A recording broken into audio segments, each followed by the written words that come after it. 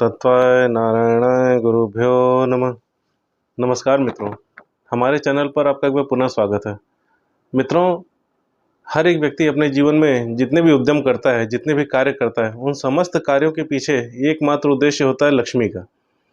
लक्ष्मी अर्थात उसके 8 प्रकार है, जैसा कि आप जानते हैं। उसमें धन लक्ष्मी, संतान लक्ष्मी, विवाह लक्ष्मी अर्थात दाम्पत्य लक्ष्मी, इसके साथ ही अन्य भी जितनी वस्तुएं आपको दिखती हैं इस दृश्यमान जगत में भौतिक, वो समस्त वस्तुएं लक्ष्मी के क्षेत्र में आती हैं, उनके स्कोप में आती हैं। तो हर एक व्यक्ति अपने जीवन के समस्त कार्य, जितने भी दिन भर की भाग दौड़ है, वो करता है लक्ष्मी के लिए। और इनमें से कुछ लोग सफल होते हैं, बहुत से लोग असफल भी होते हैं कि वो अपनी वांछित वस्तुएं नहीं प्राप्त कर पाते, वो लक्ष्मी को उस स्वरूप में नहीं प्राप्त कर पाते जिस स्वरूप में वो चाहते हैं। अर्थात किसी को मकान चाहिए, नहीं मिलता है। कई लोग हैं जिनको ज़मीन चाहिए, नहीं मिलती है, फंस जाती है।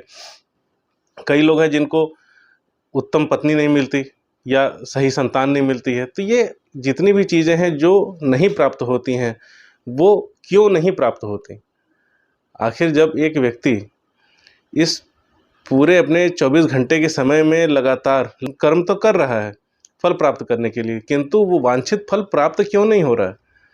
इसके लिए हमें जानना होगा कि लक्ष्मी से भी एक तीव्र शक्ति होती है, जिसे हम लक्ष्मी की बड़ी बहन कहते हैं, ज्येष्ठा कहते हैं। उनका प्रभाव, उनका कोप जब व्यक्ति के ऊपर होता है, तो ऐसी अवस्था में व्यक्ति को लक्ष्मी की प्राप्ति नहीं हो पाती है, या प्राप्ति होती भी है तो आंशिक होती है अथवा क्षणिक होती है। हम आज अपने इस वीडियो में बात कर रहे हैं माता धूमावती की। धूमावती अर्थात 7वीं महाविद्या, 10 महाविद्याओं के क्रम में। और यदि आप माता धूमावती का स्वरूप देखें तो माता धूमावती वृद्ध हैं, विधवा हैं और अत्यंत ही क्षीण शरीर है, उग्र हैं, क्रूर हैं, ऐसा उनका स्वरूप बताया गया है। माता धूमावती के स्वरूप के पीछे की जो कथा है, वो हमारे पूर्व के वीडियोज़ में आपको पहले ही बताई जा चुकी है।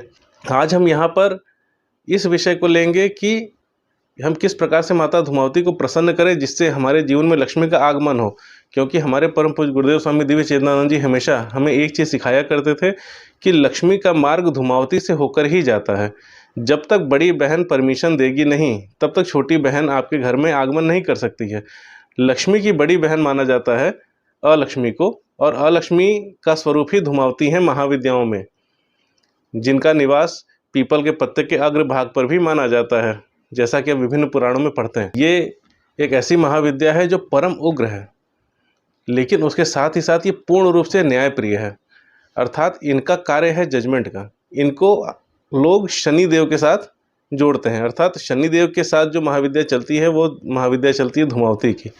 और माता धूमावती व्यक्ति के कर्म के अनुसार उसके जीवन में परिणाम प्रदान करती हैं। जिस प्रकार से व्यक्ति के जीवन में 8 प्रकार की लक्ष्मी होती हैं, उसी प्रकार से 8 प्रकार की दरिद्रता भी होती है। तो दरिद्रता की देवी कौन है? वो है माता धूमावती। और यदि धूमावती का कोप आपके जीवन में है, आपके ऊपर है, तो निश्चित रूप से आपके जीवन में लक्ष्मी स्थिर नहीं हो सकती है। स्थिर लक्ष्मी तब होगी जब आपके ऊपर माता बगलामुखी की कृपा होगी, और उसके साथ ही साथ धूमावती माता की भी कृपा होगी। तब जाकर आपके जीवन में लक्ष्मी आने के स्रोत बनते हैं और उनके स्थिर होने के स्रोत बनते हैं। अन्यथा लक्ष्मी आ तो जाएंगी लेकिन रुकेंगी नहीं। तो आखिर व्यक्ति ऐसा क्या करता है जिसकी वजह से माता धूमावती के कोप का उसको सामना करना पड़ता है?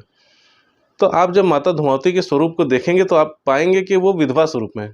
तो जो लोग अपने जीवन में विधवाओं को हानि पहुंचाते हैं, उनका हक हड़प लेते हैं, उनकी भूमि कब्जा कर लेते हैं, या किसी प्रकार से उनकी प्रताड़ना करते हैं, किसी भी प्रकार से उनका शोषण करते हैं, या इसी प्रकार से जो लोग वृद्ध लोगों का भी शोषण करते हैं, उनका तिरस्कार करते हैं, उनको सम्मान नहीं देते, उनकी सारी प्रॉपर्टी छीन लेते हैं, या किसी प्रकार से उनको ठगते हैं, छलते हैं, इन समस्त अवस्थाओं में व्यक्ति को धूमावती के श्राप का, कोप का कारण बनना पड़ता है।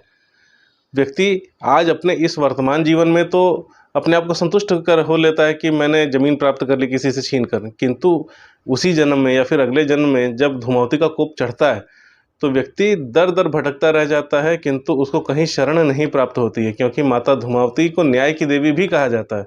और न्याय की देवी क्या करेंगी? वो पूरी तरह से कह सकते हैं कि निर्दयी होकर, निर्दयी तो नहीं कहेंगे किंतु निष्पक्ष होकर वो न्याय करती हैं। और न्याय के पलड़े में यदि आपके दुष्कर्म ज़्यादा हैं सुकर्मों की तुलना में, तो आपको दुष्कर्मों का परिणाम भुगवाती हैं। और ऐसी अवस्था में आपको आपके जीवन में लक्ष्मी प्राप्त हो जाए या प्राप्त होकर स्थिर हो जाए, और आपको उस लक्ष्मी के कारण भी दंड न प्राप्त हो, ये संभव नहीं होता। आपको दंड मिलना ही मिलना है।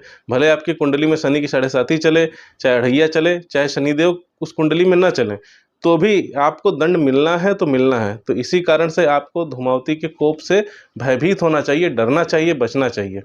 और अपने व्यक्तिगत जीवन में, सामाजिक जीवन में भी स्त्रियों का किसी प्रकार से कोई अपमान, कोई शोषण और किसी प्रकार से उनका हिस्सा हड़पने का प्रयास नहीं करना चाहिए।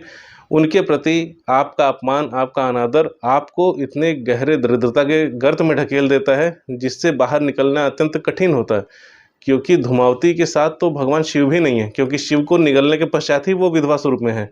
ऐसी अवस्था में आप लाख प्रयास कर लें, बिना गुरु कृपा के या माता धूमावती की स्वयं की कृपा के आप दरिद्रता मुक्त हो जाएं, ये संभव नहीं होता है। आज की वीडियो में इतना ही। मिलेंगे किसी अन्य विषय के साथ अगली वीडियो में। तब तक के लिए जय गुरुदेव, जय माता बगलामुखी।